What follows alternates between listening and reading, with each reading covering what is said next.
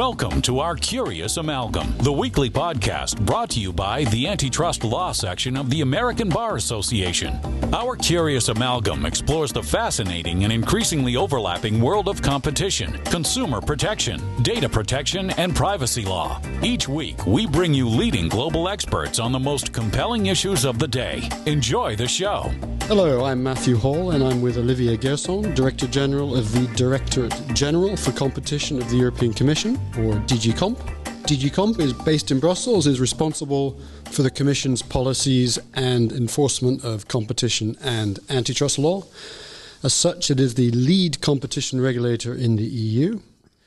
The Director General is the most senior permanent staff member within DG Comp, reporting directly to the Commissioner for Competition, Commissioner Ribera. Director General, welcome to your fourth consecutive and I understand final appearance on Our Curious Amalgam from the Antitrust Spring Meeting. Thank you, Matthew. Good afternoon and good afternoon, everybody. Well, it's good to see you once again here in, I think, the same room that we've enjoyed speaking with you in the last few years. Commissioner Ribera, pursuant to her mandate from President von der Leyen and also following the Draghi report on EU competitiveness, has said, and I quote, "It is clear that we can't just stick to business as usual. We need to rethink all of our tools and how we use them to make sure they are fit for the new realities, and that includes also the tools of competition policy." End quote. I know you've said recently that competition policy will remain a side dish and not much will change, but nevertheless that seems to be quite a dramatic statement.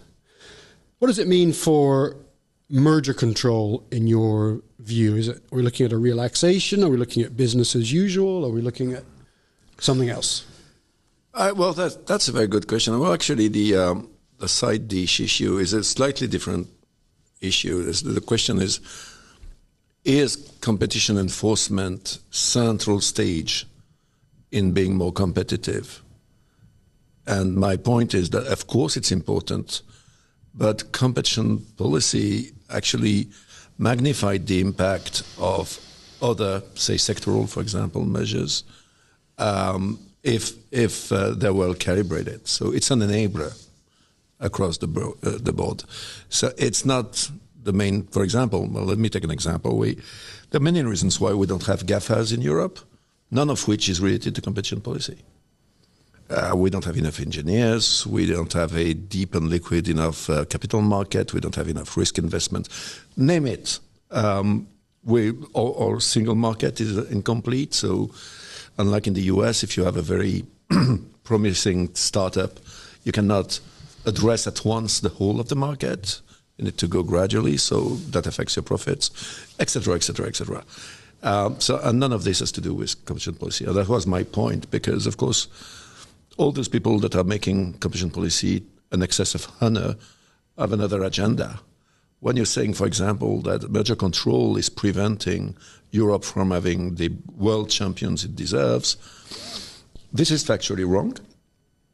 We have reviewed since 1990 10,000 mergers.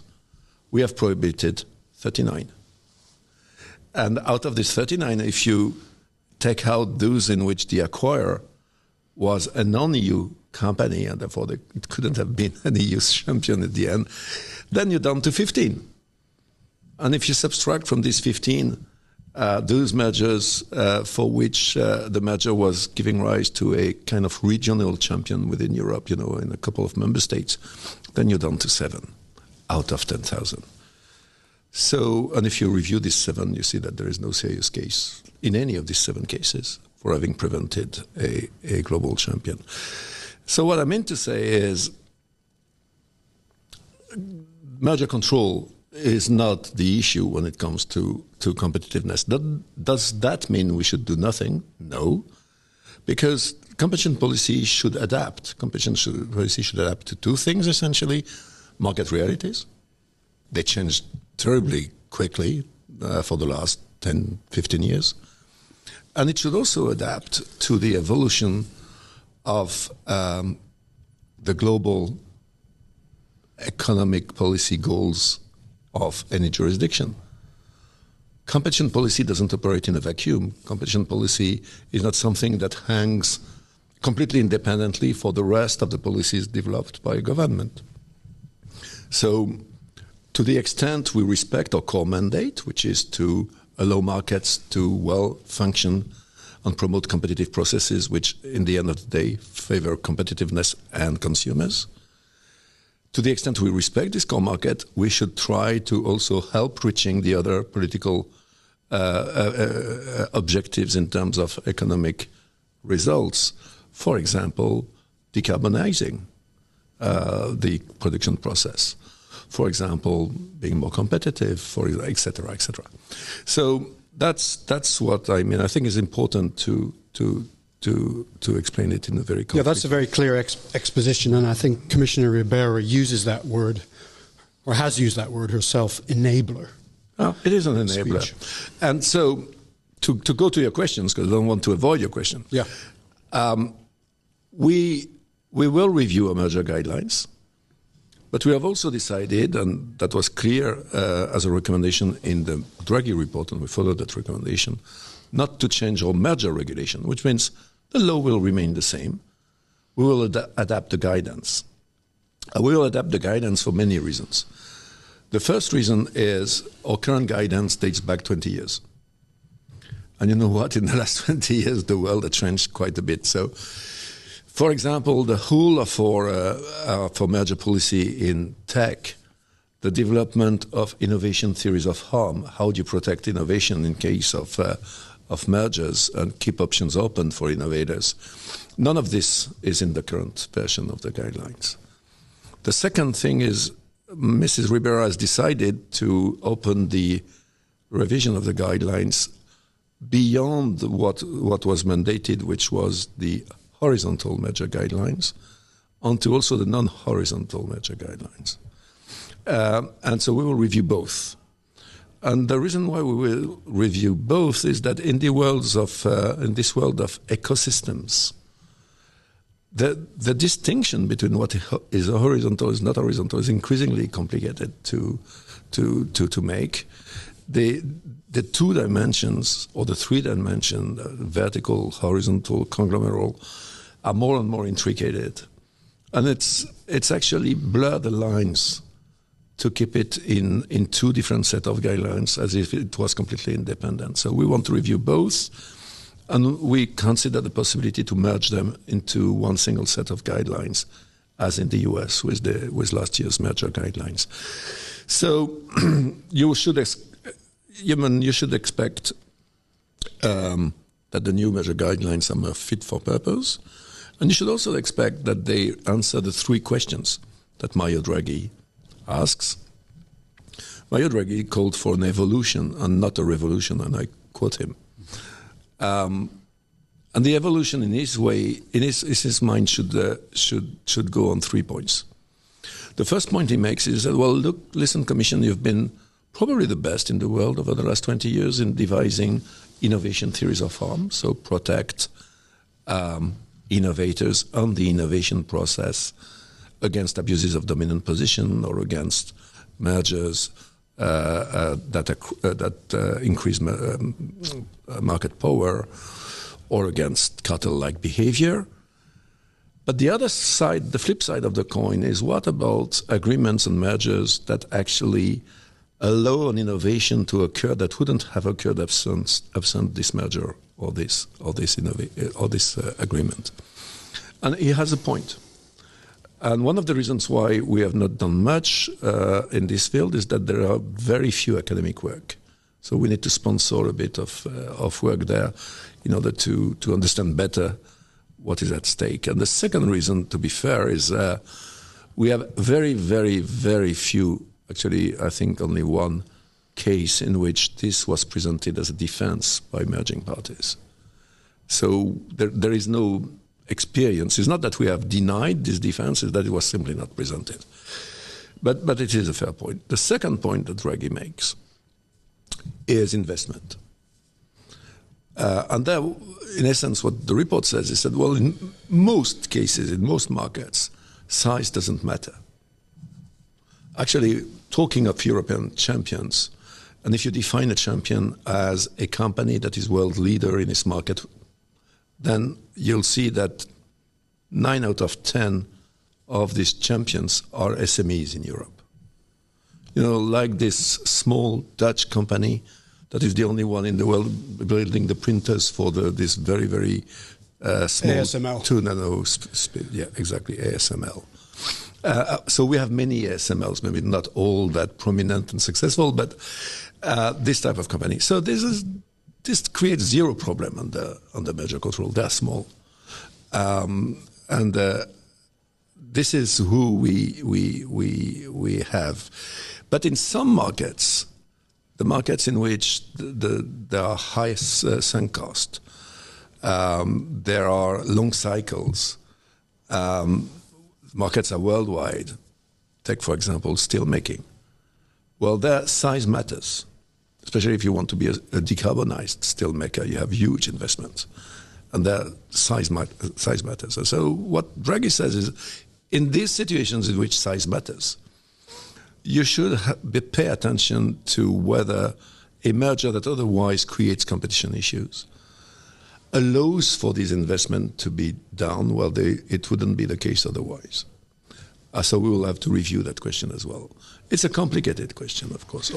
Our experience with this type of commitment, I promise I will invest, is not that great historically. We have accepted it twice, and twice the commitments were not fulfilled. But we need to review it. And the third issue, and we'll not elaborate because this one is even more complicated, he says you should look at resilience as well. And that is complicated for two reasons. The first reason is whenever resilience can be integrated in a competition analysis, very often it will run counter to what we usually accept as efficiencies. Take for example, a merger that would cut the cost of the logistic chain, which is very, very, very common. We take it as an efficiency that will drive the cost down. So even if they have more market power, their incentive will be to price lower. But at the same time, it will massively decrease their resilience, because if there is a problem, whatever, a war, a pandemic, even a volcano, or what have you, because you have no stock, what makes you effective in normal time makes you very vulnerable when you have this type of incident. How do you deal with this? And the second part of resilience is not even cannot even be integrated into a competition analysis. Geopolitical risk, for example. So this will be tricky, but these three issues we're committed to look at in the merger review.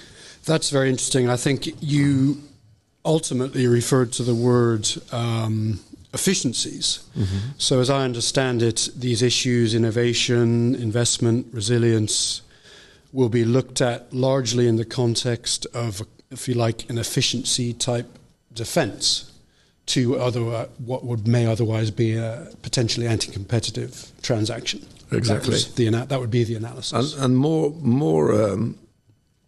generally, I think part of the issue, and that goes for mergers, but that goes also for antitrust, is how do you integrate externalities, positive externalities, into an efficiency defense? And that leads to the issue of the potential complementarity between competition policy and, for example, promoting decarbonization. Okay, I looked the competitiveness compass document, which followed the Draghi report and kind of sets out the Commission's take on that, if you like, refers to the guidelines looking to be more supportive of companies, quotes, scaling up in global markets. Would that be similar in your view to the investment point you were making, or is that a different point? I think it's for a large part the same point, because the compass was written by people that were taking inspiration in the Draghi report, and these are the 3 points he make. Yeah. The limit, of course, is because the clear choice was made not to review or revise the merger regulation, which is the hard law there is a limit to what you can do. You cannot just be nice to companies to scale up if, say, it creates a monopoly. So whatever the creative interpretation of the law you can make, it would be contrary. The courts would not allow that. So there is a margin, as always in life, and certainly in competition policy, and even more in merger control, because you're talking about the future. So, there is a margin of uncertainty that is kind of embedded. But this margin is not infinite. And the second thing that is interesting, and I don't know what the review process will give on this, is that if you decide that you will be more sympathetic to firms scaling up, of course, under our statutes, you will be more sympathetic to any firm scaling up. European, Chinese, Americans. I mean, any firm that you need to review under your merger control regulation, wherever it is incorporated, we are bound by law and by the principles of fair trial to apply evenly our policy. You referred, before we move off mergers, I think you referred to this case possibly in passing, but the Vodafone 3 transaction, which you'll be aware of, cleared by the UK CMA with an investment remedy.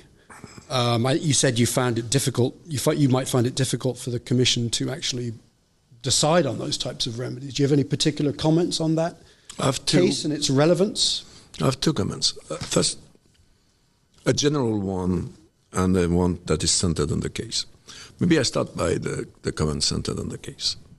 The specificity of this case is that it is a case that happens in a heavily regulated environment with a sectoral regulator. And my understanding, I'm not the hawk specialist of this case, but my understanding is that the investment commitment is linked to the license to operate on the market, and that there would be some kind of automatic revocal of the license in case the commitment is not fulfilled.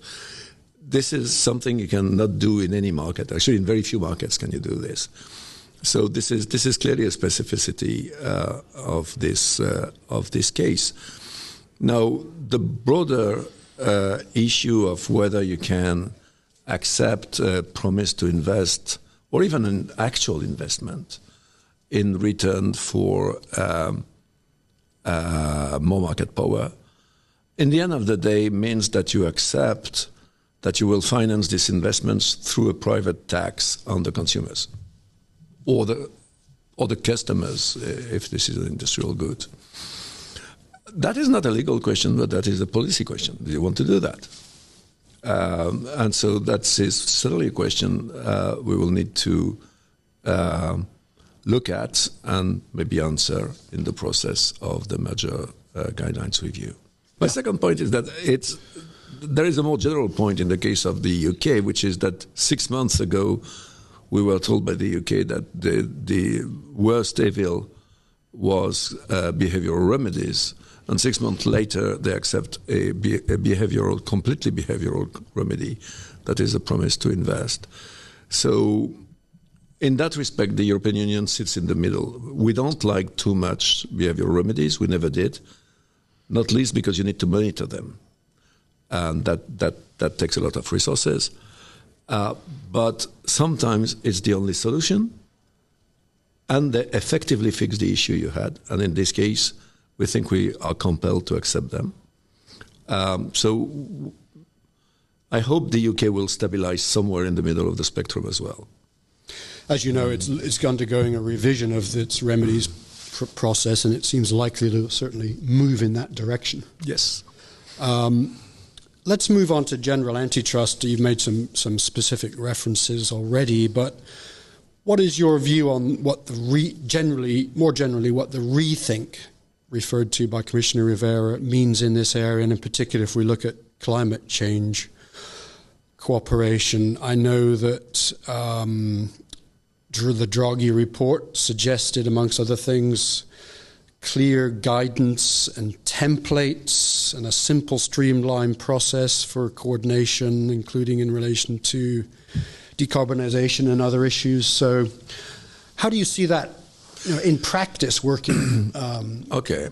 Well, we To be fair, we have rethought already most of our rules over the last 5 years. But there's still a bit of work to be done. I think the main field is a field that interests remotely an international audience, and that is the control of state aids, which is a small European idiosyncrasy. We feel passionately about it, but we are the only ones in the world, so maybe I will not bother you too long with this. But this is how you ensure that the state subsidies that are given in the field of decarbonization of industrial processes in particular, which will both allow us to be more autonomous than relating on fossil fuels that we do not extract on our soil, and be more competitive and be decarbonized, which is good for everybody, it's a common good. So how this can be given more effectively, more in a more targeted way, meaning not fragmented too much our internal market, and at the same time having a high leverage effect on the rest of the economy and competitiveness. This is what we're trying to do. You know that Mrs. Rivera was in charge of something that we call the Clean Industrial Deal, which was adopted a few weeks ago by the college. And alongside this Clean and Industrial Deal will come a Clean Industrial Deal stated framework, which will provide for a number of simplifications so that we can deploy more effectively in a more targeted way and more quickly the necessary public means when we want something that doesn't make sense on purely private terms to happen nonetheless, because we think it's desirable because of the beneficial externalities. So that is one thing, but I don't drag too much on this. The second thing is indeed merger control. We talked about it. Merger control, if you think about positive externalities, is probably the most difficult thing. And I don't think anybody suggests that to go to the extreme, a lower monopoly because it's good for the reduction of greenhouse gases. And most of the time, actually, there are many other ways to reduce the production of gases that do not involve creating a monopoly. So the focus here is really on traditional antitrust. So how do you interpret the provisions in Article 101, Paragraph 3, and also I would say the concept of objective justifications in Article 102 in a way that both make sense from a competition point of view and allows for cooperation or practices or unilateral practices that are desirable from an environmental point of view to happen. So that's the issue. We have started to review this issue in our horizontal guidelines, and I think I talked about that last year, so I will not reiterate. So we said, well, if basically the only way to achieve a reduction of sizable reduction of greenhouse gases is that you cooperate, and that entails some restriction of competition, come and see us, and we will see how we can minimize the restriction and to keep the same results in terms of beneficial environmental results, and we will provide you some form of antitrust immunity or a comfort letter. That didn't work that well. And that didn't work that well for several reasons. Well, that worked relatively well at member state level. So some member states have some cases of that case, and they bless actually cooperations. That didn't work at EU level, in my view, mainly because the US has a completely different view. And typically the type of agreement that we would have to review at EU level are agreements that have a large footprint. And even if we issue a no-action letter for the EU, if there is a credible risk to be prosecuted in the US, well, they would simply not do it. And this is what happened to this project by banks. This is what happened to this project by insurances. They simply decided to drop it while we had signaled a willingness to provide antitrust relief. That's a very interesting issue. So, yes, as you say, regulators like the Dutch regulator have been producing guidance fairly regularly, I think, on particular cases. Yeah. We're not seeing so much from the Commission, but you see that as the really key issue, that other worldwide regulators are not taking the same approach. And banks, for example, you were willing to give something and they couldn't get comfortable elsewhere. No. And, it's like in cartels. I mean, nobody will come for immunity in the EU if you think you will be prosecuted in the US, or the other way around.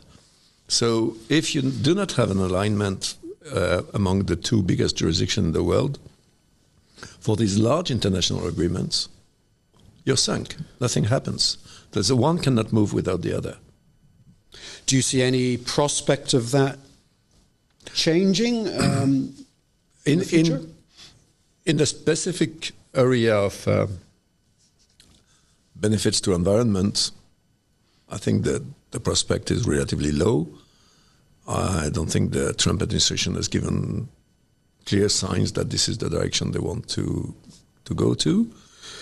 But more generally, on the concept that a number of things do not happen if we do not cooperate, I think there is 100% alignment between this administration and the Commission. I've met both Gail Slater and Andrew Ferguson yesterday with Mrs. Ribera, and it is clear that both sides have an understanding that a deep cooperation is indispensable and a willingness to make it happen. Okay. While we're talking on US EU relations, I'd be interested in your thoughts on President Trump's comments, not least in the famous executive order from February 2025 and other comments about EU regulation amounting effectively to a tariff or taxation regime. How is this being taken into account, if at all? How is it going to impact the Commission's viewpoint and approach across the range of its agenda? Well, I have to confess I don't really understand what the President is talking about, which leads me to believe that I think it's a misconception or a misunderstanding. The only thing that he could label, although that would be wrong, as a tariff or a tax are the fines we put in antitrust. But it seems it's not what he's referring to, because this administration goes quite strong on ex post enforcement of competition rules, in particular in big tech, which is very welcomed. So I guess they have no problem with others doing the same. So that leaves us with the DMA, I suppose. But it happens that in the DMA field, we never have imposed any fine. So what is this tariff or tax is relatively mysterious to me. So which is why I think it is, in the end of the day, a misconception, unless he refers to a few national digital services tax in certain member states. I mean, as you say, the US is taking their own enforcement action, but maybe it's something that is happy for the US authorities to do, but not for the EU or other authorities to do. And we can attack our own companies, but not someone else can't. Thank you very much. The issue in antitrust is not so much companies than behaviors and impact. So if this theory that you can only attack your own company were true, I guess the US government would never have fined European banks for having, in their view, not respected their embargo on trading with certain countries. Because, I mean, there were European banks on European soil. So the reason why they did that is because what you care about is not so much where these companies are incorporated, is where the behavior produces effects. And what we say very simply is, and I think on this we have a clear identity of view with Mr. Trump is that sovereignty means that companies, wherever they are incorporated, when they have decided to be active in your jurisdiction, they respect the rules of that jurisdiction. Yes, I think that's a pretty clear comment that this, if you like, noise and bluster about tariffs and the activities under the DMA is not going to have any impact on future Commission activity. Of course not. I mean, there are two different things. Whatever you think about the politics of the US administration on tariffs, this is their God-given right.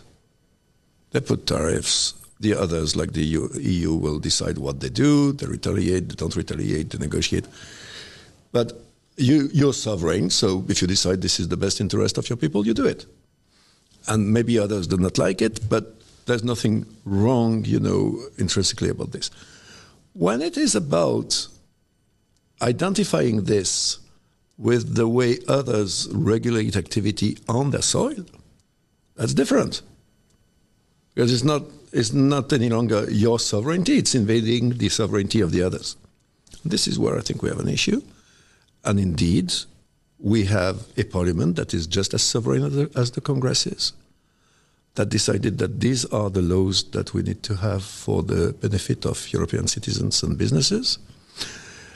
And also potentially US that was about as well. Just to say that. I mean, I was interested yesterday to hear Mr. Sweeney from Epic Games explaining how much the DMA was providing American firms with opportunities to compete against companies that were using their dominant power in order to try to prevent that. So, but the bottom line is we don't do it either for the benefit of American competitors. We do it because we want to have competition in Europe. Yeah, it's agnostic as to the who it benefits. I think you're saying. So you've mentioned several times the DMA, the Digital Markets Act, now in force for and operating for a couple of years.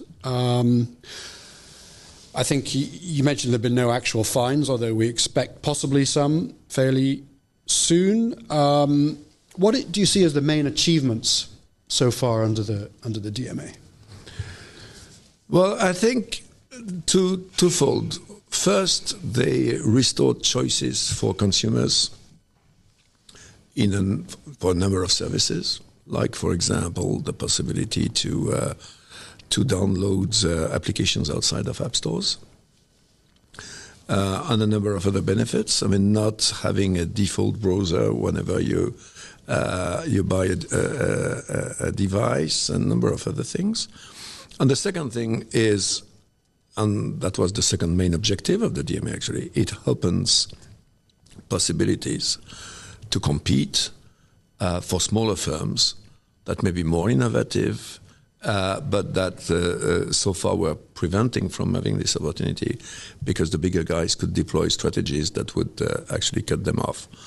So I think so far we will publish in just a few days a first outlook of what we see as the benefits of 1 year of enforcement of the DMA. And I think they're quite sizable. Now, we never thought on March 6, 2024, the world will change all of a sudden and the DMA will make immediate changes. It has never been conceived to achieve that. So the biggest change, in my view, will come over time. And in the areas which we are currently litigating, because, of course, where the gatekeepers do not comply is where the provisions of the DMA hit them at the heart of their business model, where they derive their extravagant profits from. Like, for example, the App Store. Like, for example, targeted advertisement for Meta. And these are things very often that we have already, at least on the principle, challenged under antitrust. We have put huge fines and it never stopped. And that's one of the reasons why we have the DMAs. We thought, okay, well, if whatever the fines, they reiterate the infringement, well, let ban it outright for these very dominant companies. And so they fight tooth and nail, but when the dust will settle, in the end of the day, they will have to comply one way or the other. And then new benefits of the applications of the DMA will materialize and new opportunities for competition. Do you see anything that you would have liked to have done differently when the DMA was put in place? Are there any issues in terms of how it's actually operated from your point of view? Well, the main issue is that the resources we were promised to enforce it never came. And that forces us to make choices where you shouldn't. For example, we chose to focus on making the DMA under the current perimeter work. So for the core platform services that have been identified, the 1024, and for the gatekeepers that have been designated.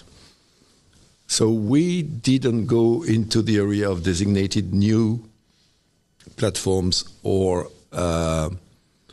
gatekeepers, while there would be a case at least to think about what we do, for example, in cloud computing. We don't do that because we focus all of our resources on making work what exists today rather than trying to enlarge it and not being able to effectively enforce. So that's a limitation. That is undesirable, but that's the way it is.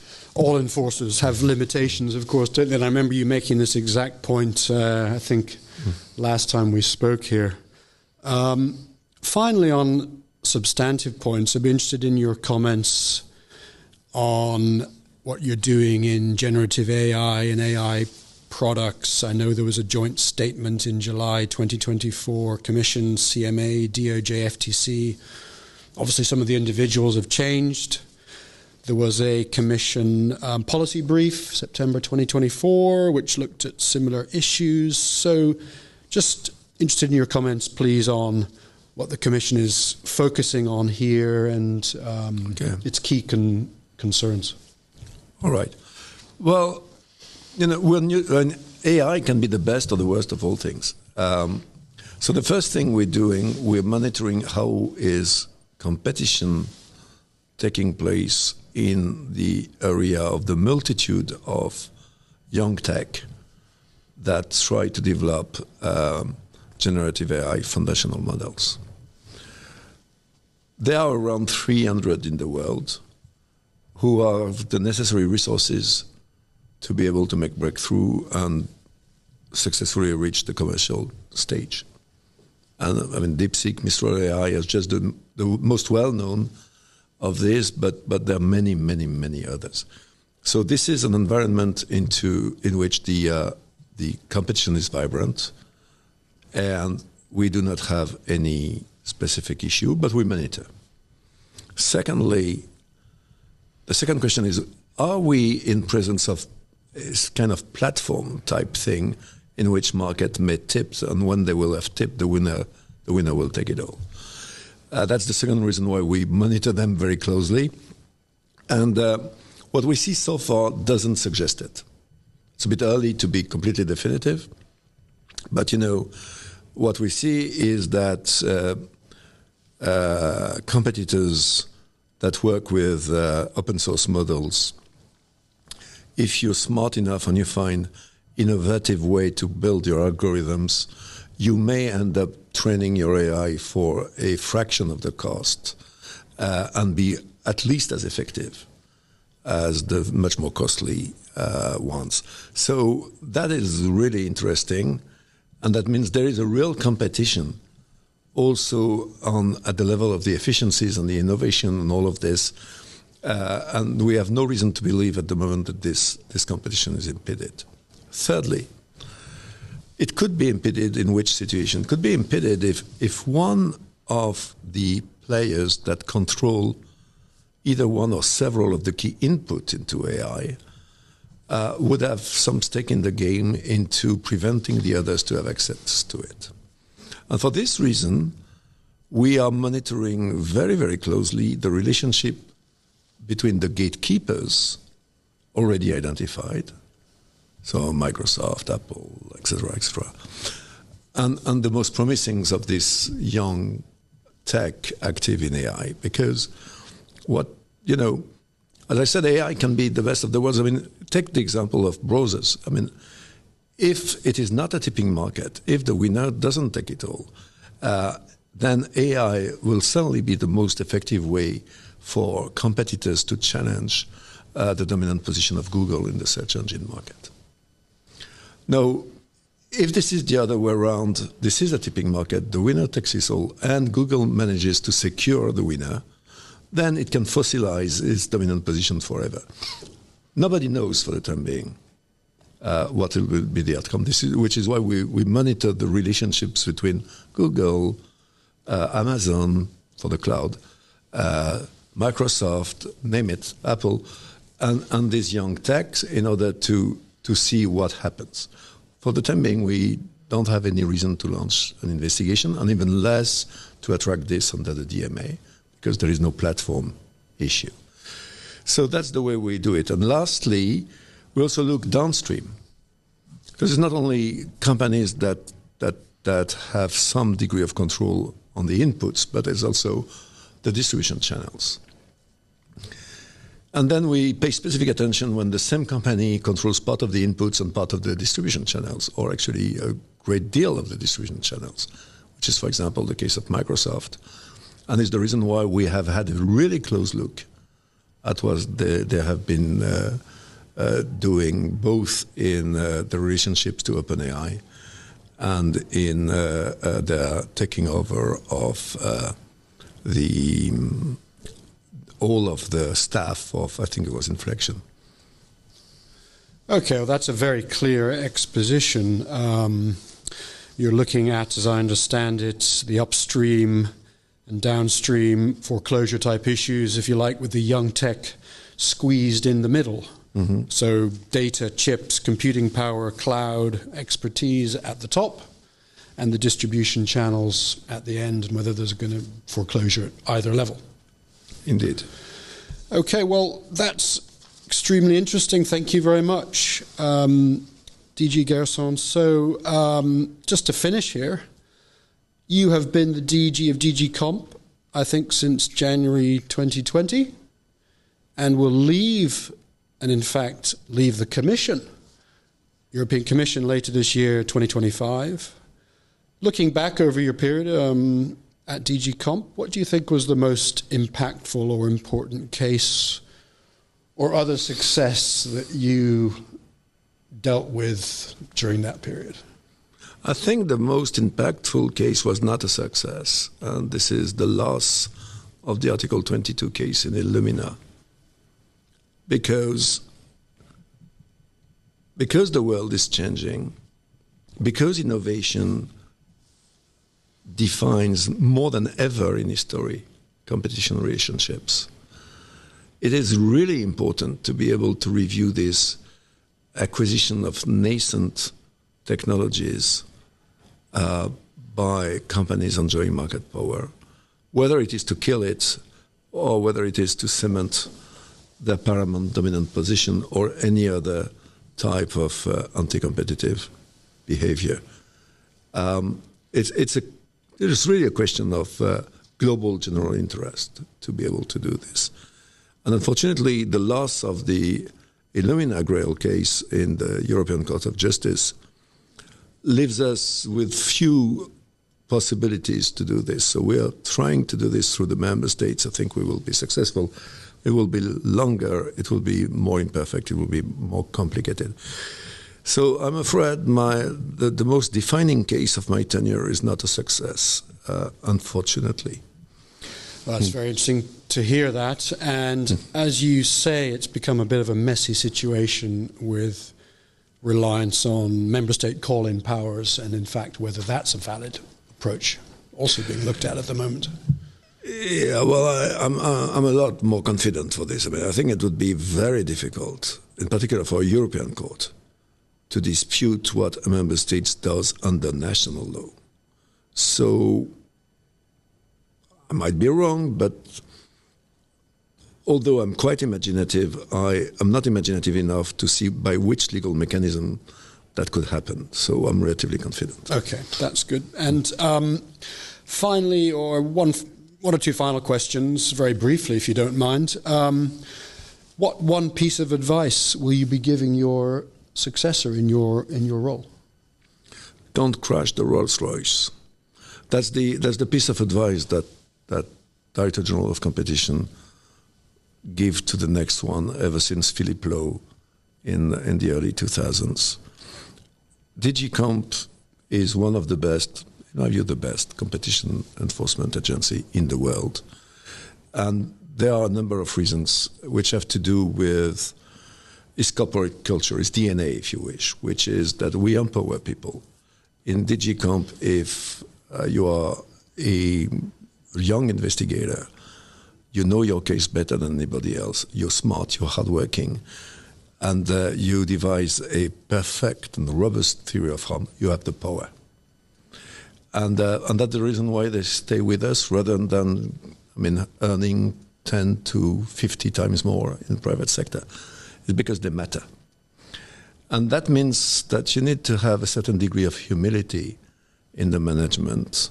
And the higher you go in the management, in the hierarchy of DG Comp, the more it is desirable that this degree of humility exists. And so that would be my piece of advice to my successor. You don't need to be a genius in competition law. I'm not. I'm certainly not. You don't need to be to have any other skills, but to empower your colleagues, to put them in the best position to deliver what they do best, which is delivering very difficult cases where we have 1 against 10 because we have far more scarce resources than the opposition. And finally, what will you miss most? Oh, God, all my colleagues, the thrill, the intellectual challenge, name it. I have decided to retire. I didn't have to. I could have worked 5 more years. But I'm working for 40 years. So I decided it's time to go. Also, it's 5 years I'm Director General of DG Comp. And I'm a great believer that after some time, yes, of course, you do your job well. And I think I managed decently well DG Comp. But what I had to bring as a new impetus, I have brought. And it's time for somebody else to put his touch while preserving the DNA, as I said. So I will miss all of this. At the same time, I'm extremely happy to be able to, depending on whether you're American or English, grow my tomatoes or my tomatoes in southwest France.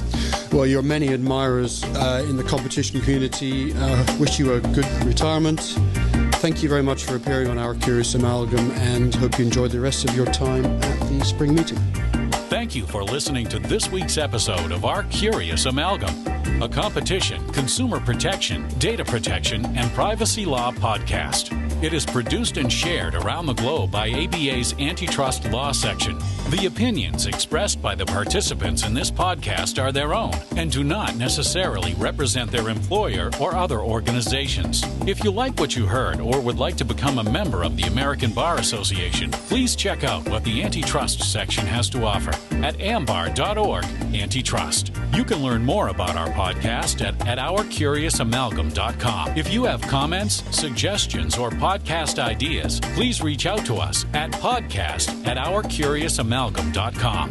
Until next time, thank you for listening.